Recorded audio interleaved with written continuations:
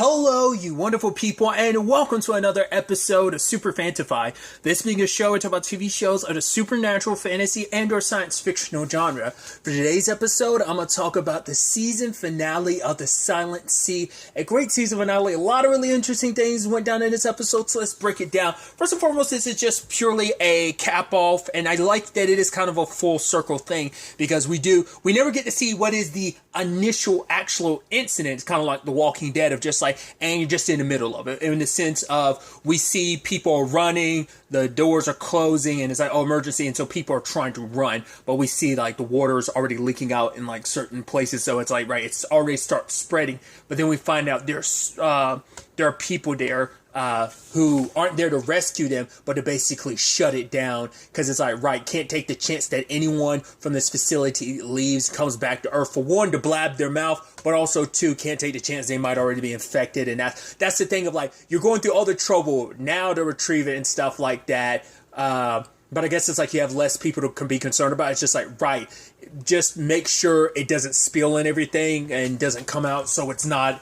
the lunar water won't be an issue, as long as, I guess it's like, right, you're sending in a small team, you're not having to worry about what was essentially 117 people that worked in that Valhay station, so I guess that's kind of the difference, but it's like, right, you waited all this time, and it's just like, right, we couldn't sit on this any longer. We already sat on it for 5 years, covering up this lying everything. And do you even see Director Choi, like, back then? It's like, right, you knew everything, because I guess at the time maybe she had to be the one to make the decision, maybe others did as well, but it's like, she did say something to Mr. Kim. She was like, hey, like, is there a chance anyone will survive? And he was like, sorry, and she's like, never mind. So that's why I'm like, did he not know? He might not have been in the know about everything that was going on. Maybe he actually believed it to be radiation and stuff like that. So that's why I was just like, excuse me, what do you want? She's like, never mind.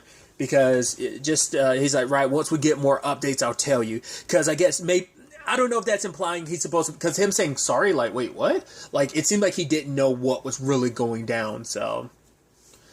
But I do like that they make it so now you kind of understand a little bit more Ryu and why he said what he said, why he knew what he knew, because he was one of the people that showed up here 5 years ago and trapped everyone. Especially like the guilt hit him the hardest because he didn't want to do it, but he followed orders and he hit the button. He's the one that actually closed the door and left everyone in there. So that's why it hits him the hardest out of anyone. So, and despite everything, he is. I mean, I guess it still took Suchan like a while before it really hit him. I guess it just depends on like how much you're fighting against the death, because like he seemed like he was holding on for a while, because it seemed like it came and took Sun pretty quickly. To be fair, like Solchan only got like a tiny bit. He got a particle. He didn't get a full dose of like drenched in it like Ryu did, but to be fair, that might just be like, nah, that's just for cinematic flair,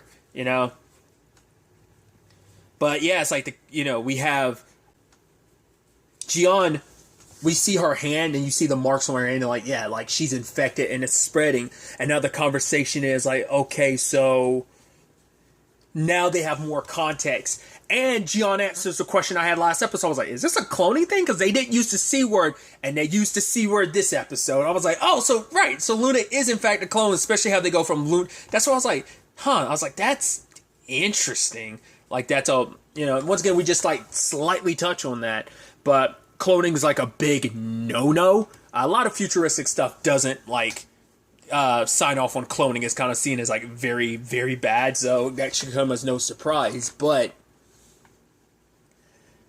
it still circles back to clones, and it was human experiments, so it's kind of a double no-no, and it's like, right, everything they did was to cover up for their mistake.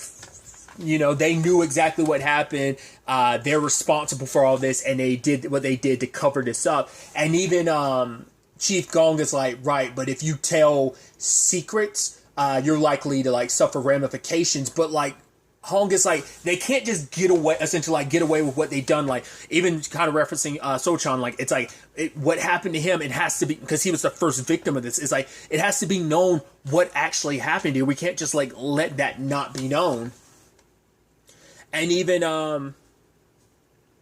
Jian kind of realizes that's why Director Cho specifically wanted me on this mission, because she knew I wouldn't run my mouth about this. Because because the point Hong was saying, like, they can't guarantee that we'll keep our mouths shut, so they'll have to be watching us for the rest of our lives. We'll forever have to be under surveillance. Because it's like, yeah, because they have to make sure you don't say anything. But also, Jian's like, right, my sister was a head researcher in charge of all this, so just to not taint my sister's image, she knew if I ever found out the truth, I wouldn't say anything. She probably was hoping I'd find out the truth, just because it's like, right, you never badmouth your sister. You never let the world know that your sister was a part of, not just a part of, led human experiments and stuff like that. So it's like, not wanting her sister's memory to be tarnished. It's like, she figures like, right, that which is very sneaky of the director to do that's kind of like been your long game the entire time. Once again, it make those scenes earlier where you're smiling like, oh, I don't know what you're talking about, like, oh, I'm hiding something, what are you it makes it that much worse. It's like, oh, you suck that much more.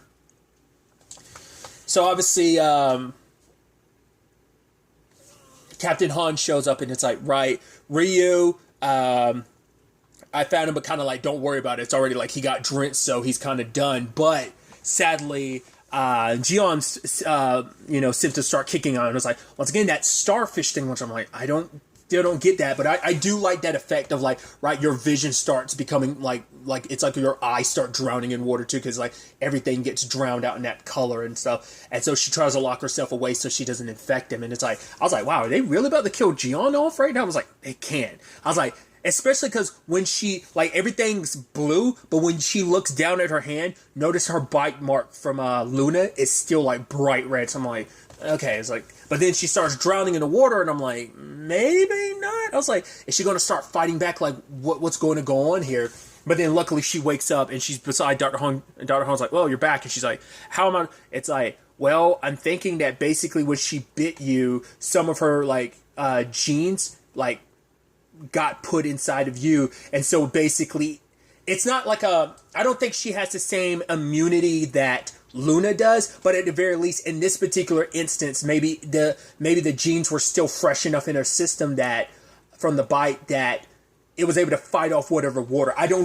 We never test it, because the last thing we want to do is test it, because it could kill her. So we don't know the full extent of, like, I doubt she has to, because Luna had to go through full-blown experiments before she would, like, so Gion only got, like, a single bite, so it changes, like, DNA and saliva, so I don't know if that's enough in her system to save her. It was just enough to stop the multiplication process of the water, which I think is interesting, because I guess that's maybe how it works with Luna, is that it multiplies for a bit, does what it needs to, and then her body just naturally shuts it off. Like, stops, like, kills the multiplication process, I guess. Because that's why I was wondering, like, is it just endlessly multiplying inside of her? But it's like, no, it's something, like, in her DNA, and just the way her body's designed will just automatically shut down that function in the water after it multiplies after a while. But, luckily, Gion is okay, and it's all worked out. It's like, I figured as much. I was like, that bite was too significant. I was like, right, like a vampire bites you, you become a vampire. Well, that's a whole thing too, because that depends on what lore and continuity you go by, because that's not always consistent. But I was wondering if it had to be something like that. I was like, yeah, she's exchanging DNA, so like her DNA is kind of what makes her what she is. So it modified Gion enough in that moment. Like I said, whether there's long-lasting effects of that is yet to be seen. But it's like, right, they're talking to Mr. Kim, and it's like, we got to figure out what we're going to do. Because, and they bring it up, obviously, Gisu and Ryu were both working for RX. But the question is, were they both aware of each other, or were they both separately working for RX? It's like, right, it makes it easier to sell when you both don't even know, like, oh. Like, probably when Ryu found out about Gisu, it's like, oh, I didn't know you were one, or did he know? Well, because they did reference...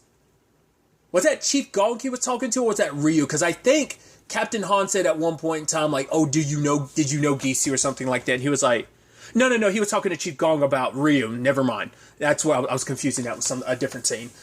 So that's why I'm like, I don't know if they were even aware of each other. But Mr. Kim talks about the fact is that he's trying to get, like, no one is willing to go over Director Cho's head. Because it's like, she's got too much power in this situation, so they don't have any, like, yes, there are people within the SAA who are not down for this anymore and see the problem with things, but the problem, and even, Gian asked, like, what's going to happen to Luna, because if we take her back to Earth, which is, like, the only option because we can't stay here, they will experiment on her and try to replicate things. They will, even Mr. Kim is like, they will continue what they were doing at Bell Hill Station, but it's like, right, we see how well that worked out and what that led to, but once again, it's just a thing of, it's for the sake of the world, so they're willing to take that risk because Earth is on its last legs. Like, this is kind of that Hail Mary move. Mr. Kim did say, like, he would try to find another way because Captain Han had talked about, what was it that Mr. I forgot what he talked to Mr. Kim about something, like, separately about how this whole situation would be handled, but in actuality, John came up with the idea of, like, well, let's go to, like, I guess there's a international station by, like, space biology, and it's like, if we can go, she's like, if we can go there, it's kind of a neutral zone. She's like, I could stay there with Luna, we can work on stuff, that way we're not putting the Earth in danger, and that way the government doesn't get their hands on Luna. But at the end of the day, Han was like, we have to go back, because it's first and foremost, his thing is about completing this mission so he can get back to his daughter. That comes first and foremost for him. I even love that at certain points, like, Gion's like, oh, you're starting to call her Luna now, And so he ends up putting her on a tracker, like, right, just in case, like, you guys get separated or something, let's put this on her. And she's hesitant at first, but then Gian kind of gives her the nod, like, you can. And he puts it on her, but then she notices his SAA badge and the smiley face that's on it. His daughter put it there. And, he was promising his daughter this would be the last mission, which she was like, you're a liar. He's like, yeah, but when I get back, I'm going to teach you how to swim. And she's like, swim? He's like, yeah, it's like how you got to move underwater. And she was like, but all the fish are dead. And she gave the thing back to her dad because she's like, right, you press this and I'll come rescue you as fast as possible. Was kind of what she was saying to her dad, which was really sweet. And in that moment, Han gives it to her because it's like, right, she wanted it. And once again, when he sees her, he thinks of his own daughter. So it's like, all right. And, so it's like, what are we going to do? It's like, well, we know, because Mr. Kim said that he was going to try and interfere with the RX, whoever was on their way there. Once again, try and find his own measures to help them out the moment they get back to Earth, try to handle stuff before then. So I still was like, I don't know, like, do I fully trust this guy or not? But it seems like he is trustworthy. It seems like he's kind of the only person who is. Once again, we never got clarification. I guess, like, maybe that was something he was looking into for Han. Maybe that person he was talking to last episode that we really never got any insight for is just some mysterious guy that was like, oh, I'm here. And then I turned around and walked away. I'm like, what was that about? So maybe it was just kind of like, right, trying to, like, have an in-between guy to be like, yo, like, can we find anyone that's willing to overstep Director Choi? And it's like, nope, no one's willing to. So they're kind of on their own here. So they're planning to leave and they're trying to head towards the gate, but Luna notices and she hears the water because it's starting to back up and pipes and stuff are starting to burst. And so she's like, follow me, but they can't really understand her.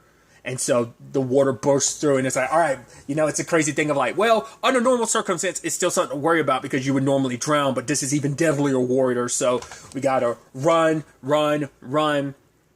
They are able to kind of block off places, but they end up running into your boy Ryu, still holding out tight. And I love that he said, like, you knew the entire time and you didn't say anything. You pretended like you didn't know. Like, how could you do that? Which I'm like, I guess Han knew that Ryu was one of the people that, like, maybe he didn't know once again, maybe he knew 70% of things, but not that last 30. So maybe he knew enough to know that, but it's like, right, you knew what happened here, but you still acted like you didn't. And I think for him, that, like, bugged him even more. Like I said, this makes you feel a little more sympathetic towards Ryu. You can understand why he feels the way he does, because he already killed a whole bunch of people the last time he was there. I mean, he even during the conversation, he keeps apologizing to Gian. He's like, I'm sorry, Dr. Song. I'm sorry, Dr. Song. The question is, like, is he actually talking to Gian, or was he saying that, or is he, like, asking for some apology to her actual sister in the process? She would be like Dr. Song as well, wouldn't she? So But I think it's more so about Jian. It's like, right, you came here looking for answers about your sister. I was the one that actually killed your sister because she was almost at the front of the group when the door initially closed. So, and all those deaths are in his hand. So that's why he did not want more death on his hand. He didn't want to be responsible for killing more people at this station. And I think that's why it finally broke his heart when he ended up... especially the way he killed Sun, and Sun being like, oh, I just want to go home. Let's go home alive. I think it brought him back to that moment. That's why, because he wasn't so broken up about the E2 thing. It just seemed he was stone cold about it, but the sun wouldn't hit him. And I think it's because it made him think like, right, I'm seeing what happened to the people I left here to die. Like, I'm just as, like, I think that's why. And him pleading like, oh, I just want to go home. And everyone else was just doing the same. They're like, please help us. We just want to leave. You don't have to lock us up. So... But the whole point was like, right, like there is no rescue mission. Like there never was, is kind of what he was kind of implying. Like, I guess they were initially sent there under the guise of like, right, this is going to be a rescue mission. But it was like, no, let's come here, shut this down and leave these people to die. It was kind of like what they were really brought there for. And Gong, Chi Gong sees that, like, right, the water's pushing against the door. It's going to break through at any moment. So we don't have time for this.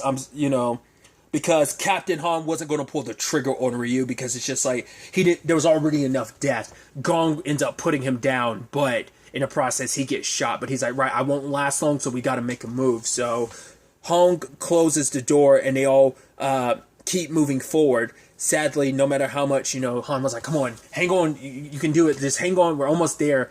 But Chief Gong died. And I think for him it's like, right, at least he gets to be here with his brother to some extent. I mean, maybe that's... I don't know if that's any closure to him, but maybe it's like, right, I get to be with my brother now.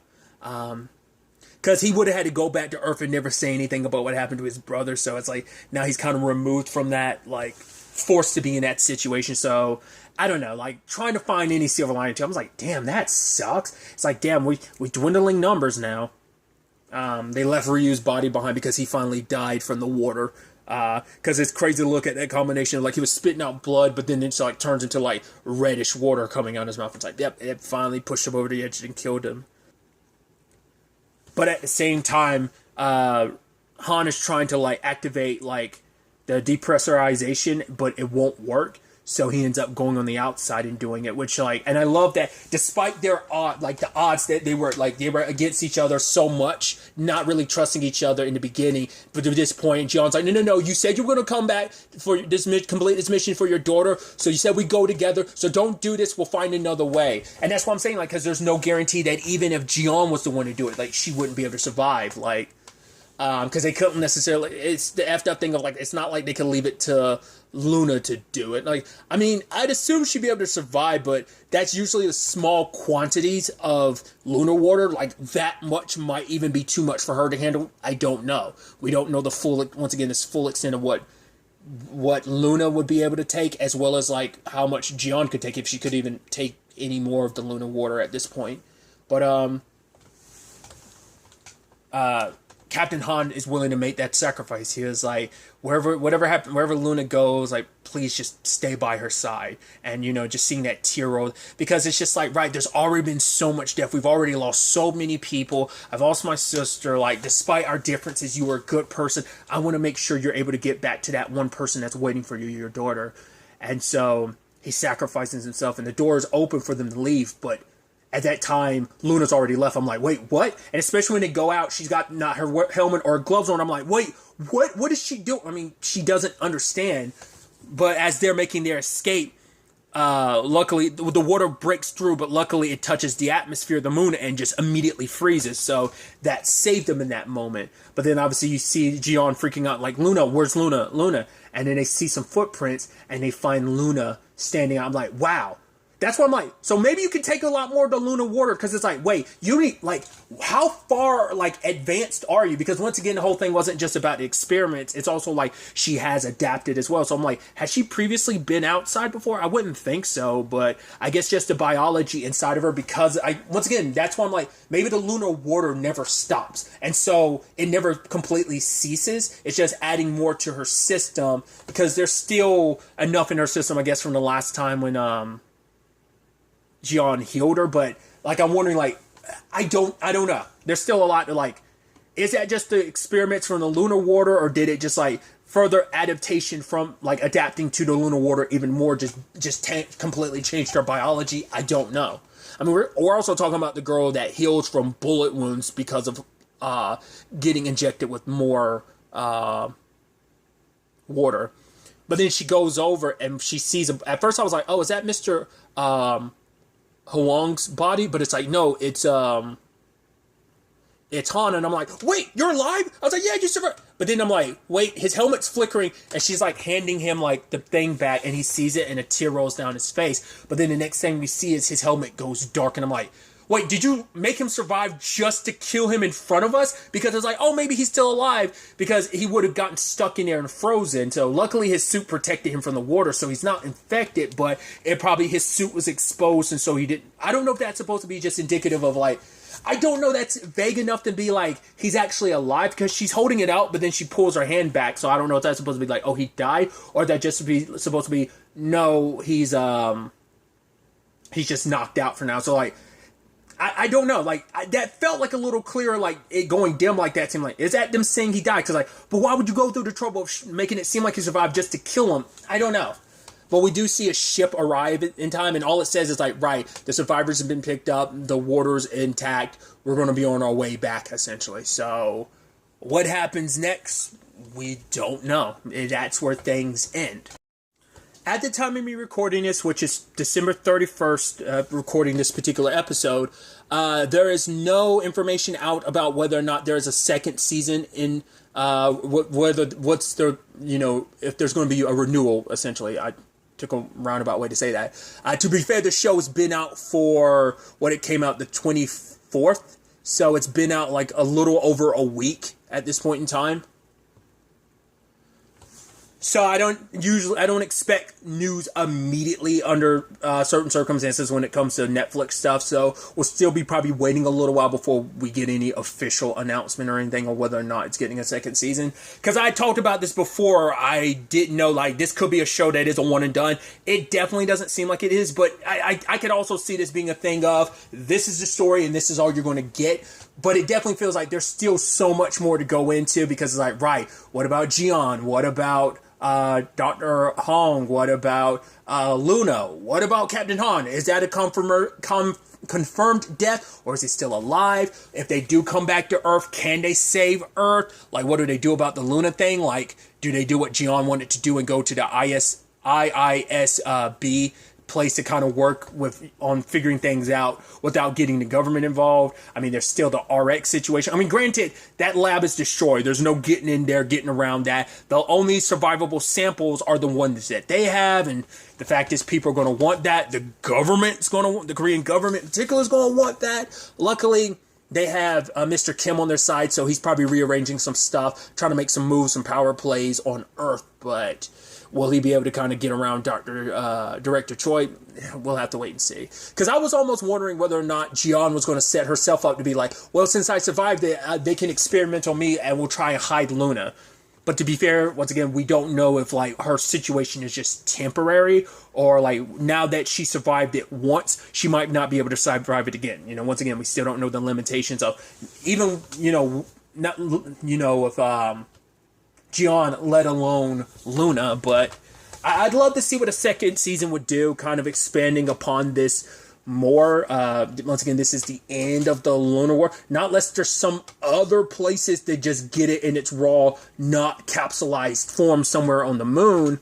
But I think it just turned into a full-blown people coming after Luna type of situation. And because she's the key, she's the end-all be-all. Because aside from those few samples left, she's kind of it. Because if they can take from her and learn how to adapt it, like once they use the lunar water, it's like, cool, we can make it show that, once again, everyone's immunized and they don't end up dying. It'd be the way to save Earth and save, people on Earth in the grand scheme of things. So, a lot of possibilities, a lot of things to think about. Like I said, it's still early days, so knowing about a renewal status or not, we'll just have to wait. But I'm excited, hopeful for season 2, because I'd love to see where things would take us going forward from here. But really, that's all I want to talk about. So the next time we meet, be happy, be safe, live life to the fullest, and enjoy it. Good day and goodbye. Goodbye.